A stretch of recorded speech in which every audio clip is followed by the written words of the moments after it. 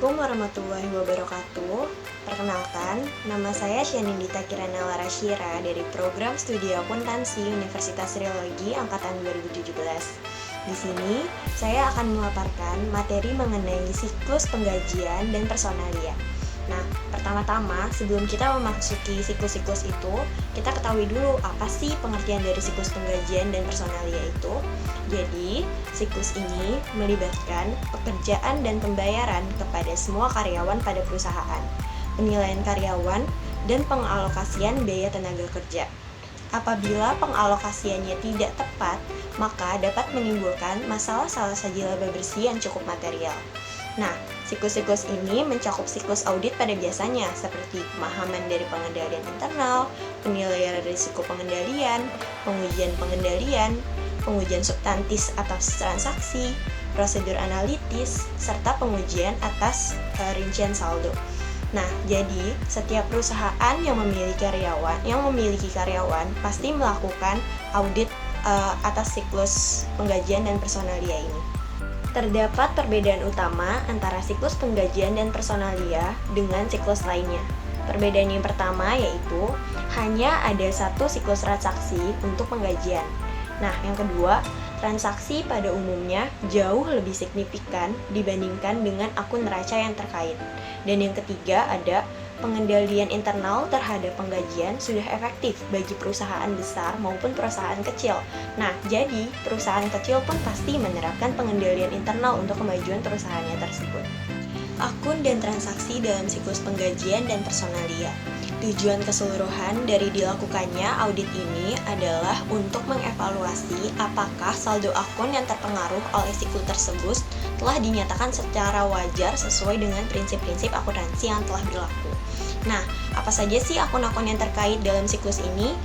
Jadi, akunnya itu ada akun kas penggajian, semua akun beban gaji, akun pemotongan pajak gaji, dan semua akun gaji akrual. Nah, tapi biasanya akun gaji dan upah akrual itu hanya digunakan pada akhir periode akuntansi saja. Nah, untuk akun-akunnya, biar lebih jelas nih, bisa dilihat di figur 20.1. Di situ terdapat akun-akun yang terkait dalam siklus penggajian dan personalia. Fungsi bisnis dalam siklus penggajian dan personalia, serta dokumen dan catatan yang terkait dalam siklus ini.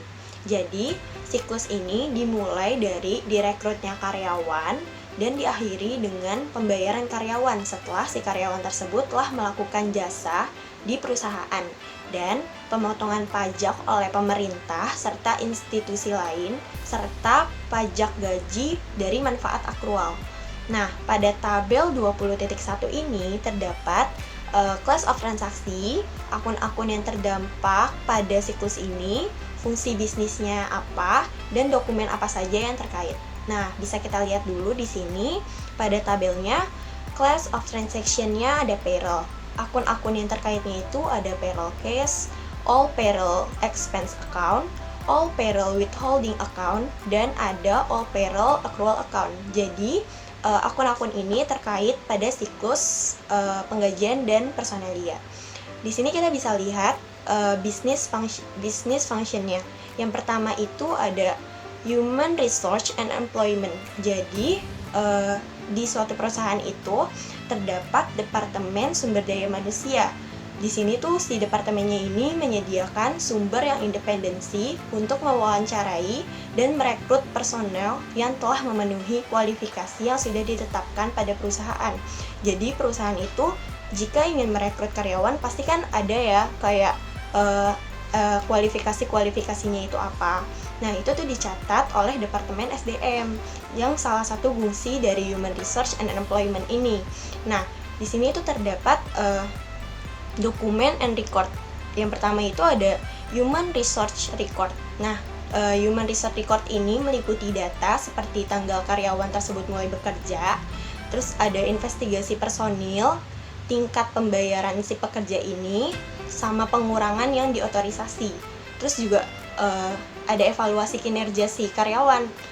Terus dan yang terakhir ada tanggal berhentinya bekerja oleh karyawan tersebut. Apabila karyawan tersebut ingin resign ataupun ada kendala-kendala lain tentang si karyawan tersebut. Nah, tentang dokumen dan catatan terkait yang kedua itu ada Deduction Authorization Form. Digunakan untuk mengotorisasi pengurangan gaji, termasuk jumlah pembebasan untuk pemotongan pajak penghasilan dan program tabungan pensiun dan iuran serikat pekerja, khususnya pada buruh pabrik. Jadi di deduction ini mengenai formulir-formulir apa saja sih pengurangan-pengurangan gaji, tapi di sini pengurangan gajinya ini cukup jelas, seperti kayak pajak yang tadi sudah dijelaskan, terus kayak tabungan pensiun, terus juga kan dia ada iuran serikat pekerja, jadi pemotongannya pun cukup jelas. Dokumen dan catatan terkait yang terakhir ada Rate Authorization Form. Jadi sumber informasinya itu di formulirnya ini ada tentang kontrak tenaga kerja, otorisasi oleh manajemen, dan otorisasi dari dewan direksi. Jadi cukup jelas di sini fungsi bisnis dari Human Resource and Employment ini mengenai data gak jauh tentang mengenai data-data karyawan dari dia mulai bekerja dan sampai akhir bekerja. Function yang kedua ada Timekeeping and Payroll Preparation. Nah, adanya fungsi bisnis ini digunakan sebagai pencatatan waktu atau disebut dengan timekeeping dan persiapan penggajian yang mempengaruhi secara langsung beban penggajian dalam setiap periodenya. Nah, dokumen dan catatan terkait yang dibutuhkan yaitu pertama ada time record. Di sini sebuah dokumen yang mencatat waktu kerja karyawan dari dia mulai bekerja sampai selesai bekerja yang dilakukan secara rutin setiap hari. Yang kedua ada job time ticket.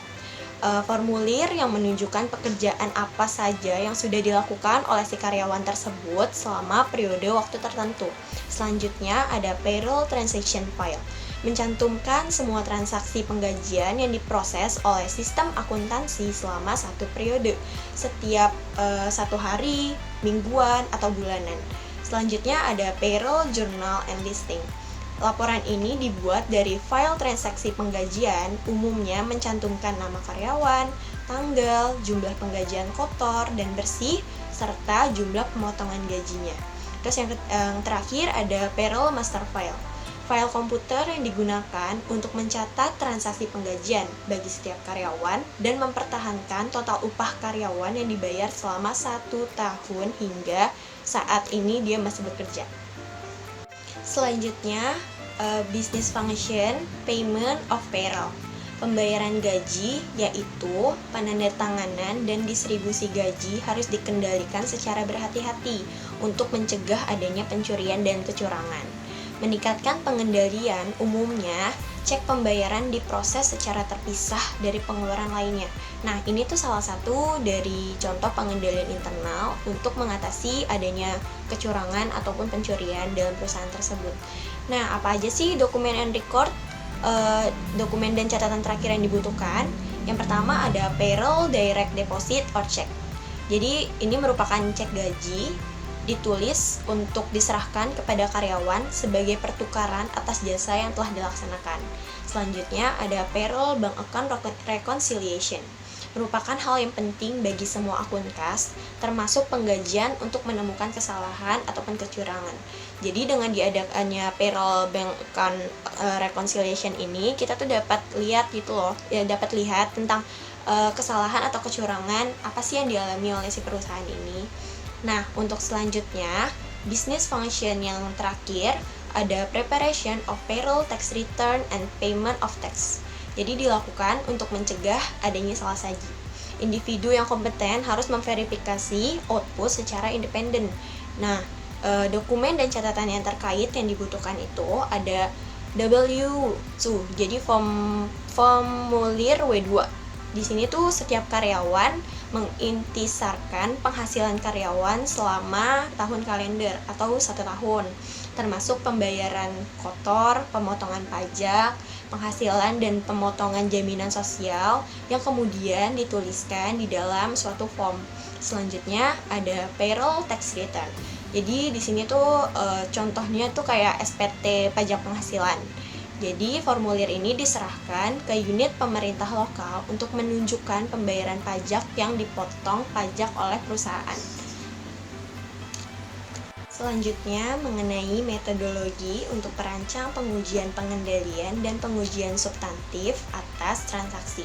Jadi, prosedur pengujian pengendalian dan pengujian substantif atas transaksi merupakan alat yang sangat penting untuk memverifikasi saldo akun dalam siklus penggajian dan personalia. Auditor itu dapat mengandalkan pengendalian internal pada suatu organisasi agar siklus penggajian dan personalia ini dapat dilaksanakan dengan pengendalian yang baik. Tahapan-tahapan yang ada pada siklus penggajian dan personalia ini, yang pertama ada memahami pengendalian internal pada siklus penggajian dan personalia. Selanjutnya ada merancang pengujian pengendalian dan substantif atas transaksi. Selanjutnya formulir dan pembayaran pajak penghasilan, dan yang terakhir ada persediaan dan pertimbangan atas kecurangan penggajian. Tahapan yang pertama mengenai memahami pengendalian internal pada siklus penggajian dan personalia. Pengendalian internal pada siklus penggajian dan personalia tersusun secara terstruktur dan terkendali dengan baik untuk mengelola pengeluaran kas pada perusahaan tersebut, meminimalisirkan keluhan dan ketidakpuasan pada karyawan, serta meminimalkan kecurangan pada penggajian. Cek gaji dan semua jurnal yang terkait serta catatan penggajian biasanya diproses dengan menggunakan sistem pada komputer. Jadi untuk pengendalian internal itu kebanyakan udah menggunakan sistem komputer karena udah lebih mudah dan lebih cepat. Terus juga kan pasti ada aja ya di suatu perusahaan itu tentang keluhan dan ketidakpuasan karyawan atas perusahaannya. Nah, makanya di sini disusun pengendalian internal untuk meminimalisirkan kesalahan-kesalahan dalam perusahaan tersebut. Tahapan selanjutnya merancang pengujian pengendalian dan substantif atas transaksi. Prosedur pengujian pengendalian dan pengujian substantif atas transaksi merupakan alat yang sangat penting untuk memverifikasi saldo akun dalam siklus penggajian dan personalia. Pengujian-pengujian tersebut ditekankan karena tidak adanya bukti dari pihak ketiga yang independen, seperti tidak adanya konfirmasi, terus tidak adanya verifikasi upah akrual, pajak penghasilan yang dipotong, pajak penggajian akrual, dan akun neraca lainnya. Nah, kunci dari pengendalian pada siklus penggajian dan personalia untuk mengurangi risiko-risiko pengendaliannya itu, yang pertama itu kita melakukan pemisahan tugas yang memadai. Jadi diterapkan untuk mencegah pembayaran kepada karyawan yang tidak ada atau fiktif. Yang kedua ada otorisasi yang tepat. Jadi hanya ada bagian SDM saja yang boleh mengotorisasi untuk menambah atau menghapuskan karyawan dari daftar penggajian atau mengubah tingkat upah serta potongan. Jadi untuk sebaiknya adanya tuh kayak pemisahan, ada otorisasi yang tepat. Kayak misal SDM dari departemen SDM ini untuk mengenai tentang si karyawan, terus nanti untuk selanjutnya untuk peraturan tentang karyawan melakukan kesalahan dilakukan oleh departemen lain atau sejenisnya itu. Pokoknya tuh harus ada otorisasi yang tepat. Nah, selanjutnya ada dokumen dan catatan yang memadai. Kartu waktu atau catatan cocok digunakan untuk karyawan paruh waktu atau yang dibayar per jam, namun tidak untuk karyawan tetap. Jadi ada perbedaan peraturan nih antara karyawan paruh waktu dengan karyawan yang bekerja secara tetap. Jadi itu kayak pembayaran gajinya itu lebih terstruktur. Selanjutnya ada pengendalian fisik terhadap aktiva dan catatan. Akses ke cek gaji yang belum ditandatangani harus dibatasi. Cek harus ditandatangani oleh karyawan yang bertanggung jawab, dan penggajian harus didistribusikan oleh seorang yang independen dari fungsi penggajian dan pencatatan waktu. Yang terakhir, ada pengecekan yang independen terhadap kinerja. Seorang manajer atau karyawan lain harus mereview output penggajian untuk melihat salah saji atau jumlah yang tidak biasa atau material. Jadi di sini kayak saling memberikan pengecekan gitu antara manajer dengan karyawan-karyawan lain. Tahapan selanjutnya mengenai formulir dan pembayaran pajak penggajian. Nah, jadi dalam hal pajak perlu diperhatikan pajak penggajian dan pemotongan pajak lainnya. Jumlahnya tuh seringkali tuh material maupun tidak material, karena kewajiban potensial akibat lalai menyerahkan formulir pajak atau yang biasa kita kenal dengan SPT secara tepat waktu. Nah, apabila kita tidak menyerahkan SPT-nya secara tepat waktu, akan menyebabkan kewajiban yang cukup berat di kemudian harinya, di kemudian periodenya. Nah, biasanya sih ini cukup sering kali material ya. Tahapan-tahapan yang dilakukan itu biasanya yang pertama menyiapkan formulir pajak penggajian. Jadi, auditor itu harus mereview setidaknya satu jenis formulir pajak penggajian.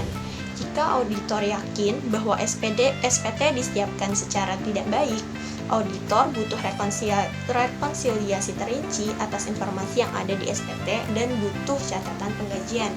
Selanjutnya, ada pembayaran potongan pajak penggajian dan pemotongan lainnya secara tepat waktu.